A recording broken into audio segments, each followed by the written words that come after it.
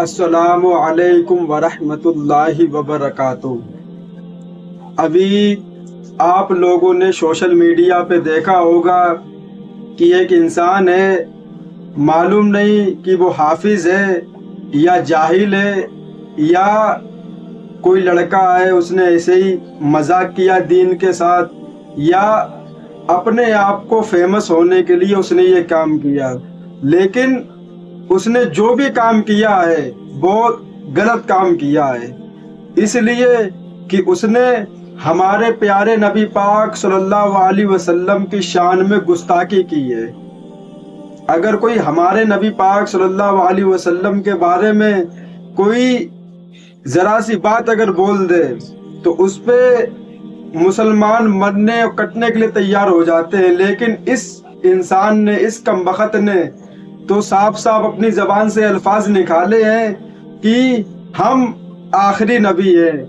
معاذ اللہ، اللہ معاف کرے، ایسے الفاظ زبان سے نکالنے میں ڈر لگتا ہے، اور وہ مردود اپنی زبان سے یہ ہنستے ہوئے باتیں کہہ رہا ہے۔ ایک تو یہ ہوتا ہے کہ کوئی انسان زبردستی کسی کے منہ سے کچھ باتیں نکلواتا ہے جان کی دھمکی دے کر کہ اگر تم نے یہ بات اپنے منہ سے نہیں نکالی تو ہم تم کو مار دیں گے۔ تو میرے لحاظ سے اگر وہ انسان اپنی زبان سے وہ بات نہ نکالے اور وہ مر جائے تو وہ اس کے لیے بہتر ہے کہ وہ اپنی زبان سے یہ بات نکال دے۔ اس سے بہتر ہے کہ وہ مر جائے لیکن اپنی زبان سے یہ بات نہ نکالے کہ ہم آخری نبی ہیں، ہم اللہ کے رسول ہیں۔ اتنی خطرناک بات ہے۔ اب اللہ جانے وہ کہاں کا ہے، کہاں کا رہنے والا ہے، اور اس نے یہ کلمات اپنی زبان سے کس مقصد کے لیے نکالے۔ مسلمانوں کو ٹھیس لگی ہے، ان کا دل دکھا ہے، تکلیف ہوئی ہے کہ کوئی بھی ایرا گیرا اٹھ کے یہ کہہ دیتا ہم یہ ہیں، ہم فلانے، ہم وہ ہیں، ڈر ہی نہیں کسی کا رہا۔ انہیں معلوم ہے کوئی کچھ نہیں کر سکتا ہے۔ میری جو عوام ہے وہ صرف اور صرف سوشل میڈیا پہ لگی ہوئی ہے، وہ کچھ نہیں کر سکتی ہے۔ جو بکنا چاہو بک دو، اور اس سے میرا بھی کام ہو جائے گا کہ ہم فیمس ہو جائیں گے، دنیا ہم کو بھی جانے گی، اور اس کے بعد ہم بھی ایک چینل بنا کے بیٹھیں گے اور پیسے کمائیں گے۔ بہت سے لوگ دنیا میں ایسے پیدا ہوئے لیکن کسی نے یہ نہیں کہا کہ ہم نبی ہیں۔ قادیانی علی مرزا غلام، اس نے یہ بات بولی تھی، وہ تو دجال ہے، مردود ہے، وہ تو سبھی جانتے ہیں۔ اس نے یہ بات کہی تھی کہ ہم آخری نبی ہیں۔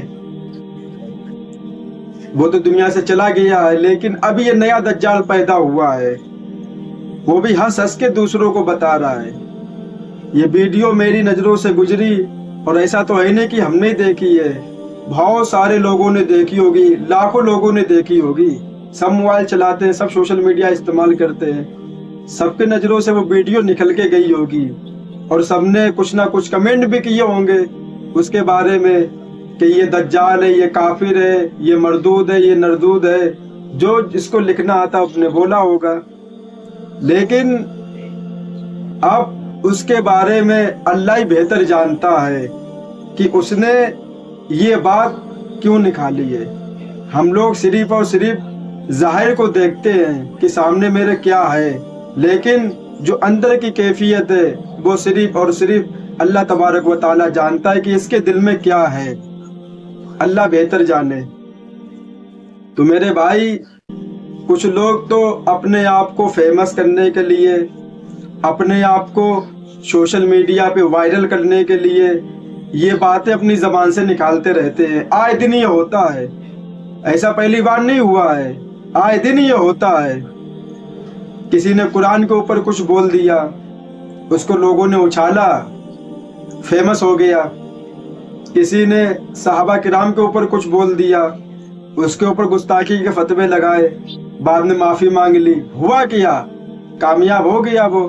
تو میرے بھائی، ایسی کامیابی کے اوپر تھوکتے بھی نہیں، ہم تھوکنا بھی پسند نہیں کرتے۔ جو ہمارے نبی پاک صلی اللہ علیہ وسلم کی شان میں گستاخی کرنے کے بعد جو ہم کو کامیابی نصیب ہوئی، جو ہم وائرل ہوئے، ایسی کامیابی بھی تھو ہے، لعنت ایسی کامیابی پہ جو ہم کسی کے اوپر کیچڑ اچھال کے اور اس کے بعد کامیاب ہوں۔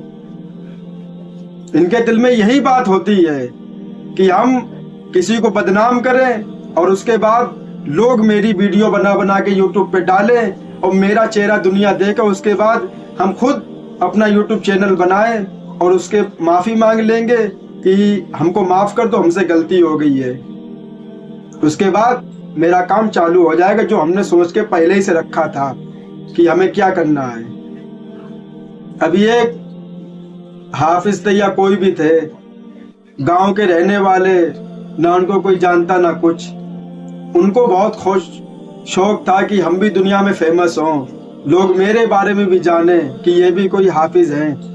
تو انہوں نے کہہ دیا کتا کھانا حلال ہے۔ تو لوگوں نے بولا نہیں حافظ صاحب، کتا کھانا حرام ہے، اسلام کے اندر نہیں کھا سکتے آپ، گندا جانور ہے، گندی چیز ہے۔ لیکن وہ بات نہیں مان رہے، نہیں جائز ہے جائز ہے۔ بولے نہیں، پورا اسٹیج لگاؤ اور بڑے بڑے علماء کو بلاؤ، ان کے سامنے مناظرہ کریں گے ہم اور تب دلیل دیں گے کہ کتا کھانا حلال ہے۔ تو بھائی بڑے بڑے مولانا بلائے گئے، مولانا آئے، اسٹیج لگائے گی، سب لوگ بیٹھے، بات چیت ہوئی، سب نے فتوے دیے، دلیل پیش کی کہ کتا حرام ہے۔ تب وہ کہتے ہیں کہ ہاں ارے ہم کو تو معلوم نہیں تھا، کتا کھانا تو حرام ہے، اسلام کے اندر ناجائز ہے۔ کیا ہوا؟ کچھ بھی نہیں ہوا، فیمس ہو گئے، دنیا جان گئے، انٹرویو ہوا، ٹی وی پہ آ گئے، سب لوگ دیکھ رہے ہیں کہ یہ بھی کوئی حافظ ہے، یہ بھی ایک گاؤں کے رہنے والے ہیں۔